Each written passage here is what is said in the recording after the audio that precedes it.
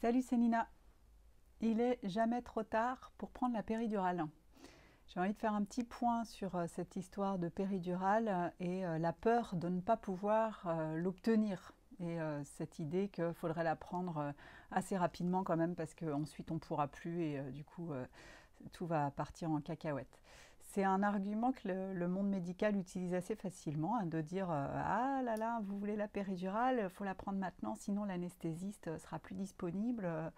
Et donc forcément, ça met une pression terrible aux mamans qui se demandent si elles vont être capables d'encaisser la douleur des contractions sur la suite du travail. Et donc, ben non, je vais quand même pas prendre le risque que l'anesthésiste soit plus disponible. Donc oui, d'accord, je vais prendre la péridurale tout de suite. Voilà, alors il y a parfois des sages-femmes notamment qui sont branchées accouchement physiologique et qui donc auraient plutôt tendance à encourager les mamans à aller le plus loin possible dans leur projet physio, mais on a quand même régulièrement des témoignages, enfin c'est ce que j'entends quasiment quotidiennement, des témoignages de mamans qui disent on m'a mis une pression de dingue pour que je prenne cette péridurale, on venait me la proposer tous les quarts d'heure, c'était infernal.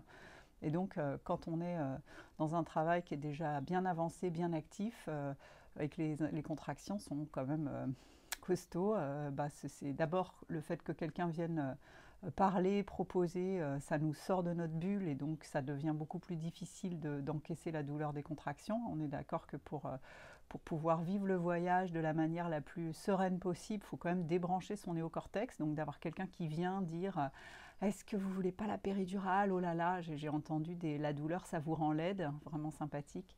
Donc c'est difficile de résister.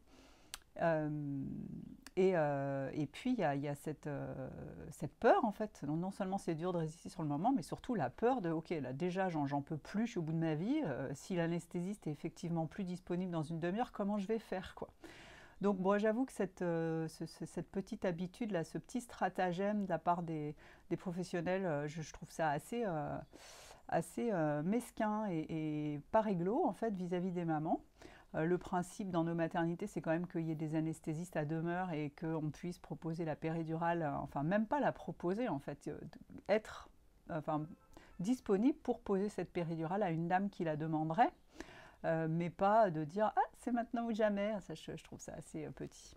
Donc dans la plupart des maternités, il y a un anesthésiste qui est là spécialement pour l'obstétrique et qui peut poser la péridurale, donc j'en reviens à l'idée initiale de cette vidéo, il n'est jamais trop tard pour poser une péridurale.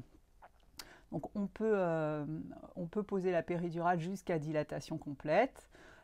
Et si toutefois il y avait un geste médical à faire en urgence, et bien même à la dernière minute, si on n'a pas le temps de poser la péridurale parce que en fait c'est donc je rappelle, hein, la péridurale, c'est assez technique comme geste, ça nécessite un savoir-faire de l'anesthésiste. Tous les anesthésistes ne savent pas, enfin il y a des pays où les anesthésistes ne sont pas formés pour poser une péridurale parce que c'est un endroit bien particulier dans le dos, entre deux couches, et donc il faut sentir le truc, donc c'est un peu technique. Donc c'est vrai que quand la maman a des contractions intenses, qu'elle est déjà très avancée dans la dilatation, on lui demande de ne pas bouger, donc c'est pas évident. On lui demande de ne pas bouger alors que les contractions se rapprochent et sont intenses, donc c'est pas fastoche. Bon, c'est quand même possible. Et l'avantage de la péridurale, c'est qu'on peut ensuite injecter du produit quasiment non-stop pendant 72 heures. Hein. Il y a des mamans qui ont une péridurale très longue parce qu'un travail très long. Bon, ça c'est souvent suite à un déclenchement avec une péri posée en début de travail, donc un accouchement très long. Donc on peut réinjecter comme ça ad vitam du produit. La rachianesthésie, qui est un autre type d'analgésie, est plus facile à poser, c'est moins technique, on trouve plus facilement la bonne zone. Par contre, on peut injecter du produit une fois et puis c'est tout. Donc ça fait effet à peu près pendant une heure. Donc c'est un type d'analgésie qui est utilisé par exemple pour faire une révision utérine. J'en ai pas mal parlé récemment, je ne vais pas revenir sur la révision utérine. Donc c'est toujours possible de poser une rachianesthésie. C'est simple, ça se fait bien, même si la maman bouge un peu, c'est moins gênant parce que c'est moins technique, mais ça fait effet, on ne peut pas réinjecter du produit. Bon, mais pour faire un geste aussi simple qu'une révision utérine, c'est pas la peine de mettre une péridurale. Donc Et puis ensuite, évidemment, la fameuse anesthésie générale. Donc ça, c'est le truc, l'argument choc hein, pour inciter les femmes à prendre une péridurale. C'est, ah là là, si vous n'avez pas de péridurale, en cas de complication, ce sera une anesthésie générale. Alors ça me déprime toujours un peu parce qu'en fait, si vraiment l'accouchement prend une tournure plus compliquée que prévu, on peut poser une péridurale jusqu'à un stade très avancé du travail. Si on a besoin de faire un geste qui nécessite une analgésie, on peut poser une rachie en 2 minutes.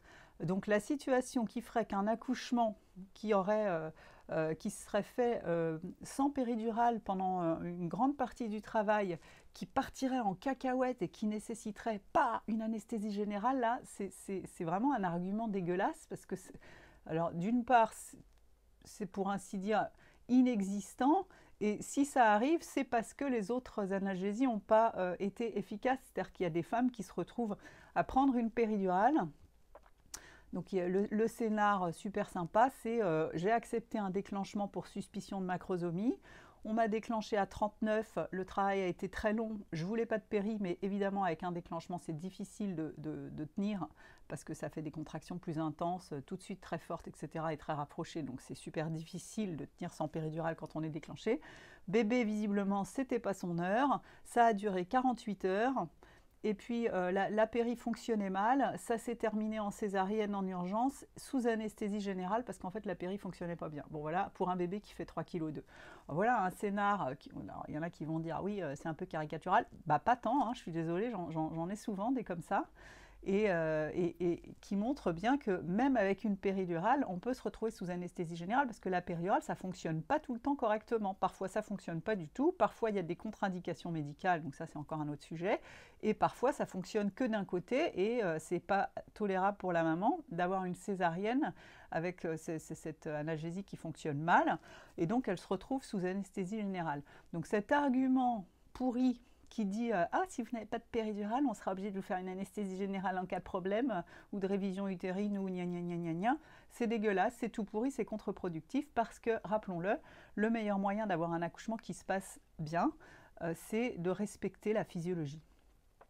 Et respecter la physiologie, ça n'est pas seulement, bien sûr, se passer d'analgésie péridurale, c'est également être libre de ses mouvements. Donc tant que possible pouvoir bouger et tant que possible pourquoi pas faire jouer la verticalité, même si ce n'est pas la clé. La clé c'est vraiment la mobilité, c'est débrancher son néocortex, c'est se sentir parfaitement en sécurité, c'est réduire la lumière parce qu'il y a des récepteurs à la mélatonine sur l'utérus. Ah oui, ça c'est vrai que c'est rare qu'on nous le dise en maternité. C'est ne pas se sentir observé donc, et se sentir parfaitement sereine pour pouvoir se laisser aller, hein, exactement comme quand on fait l'amour pour se sentir bien et se laisser aller. Il faut être en confiance absolue, il ne faut pas se sentir observé. Et donc, c'est les mêmes conditions qu'il faut respecter pour bien accoucher parce que ce sont les mêmes hormones qui rentrent en jeu. Donc, il n'est jamais trop tard pour prendre une péridurale si vraiment en fait, on fatigue. Voilà.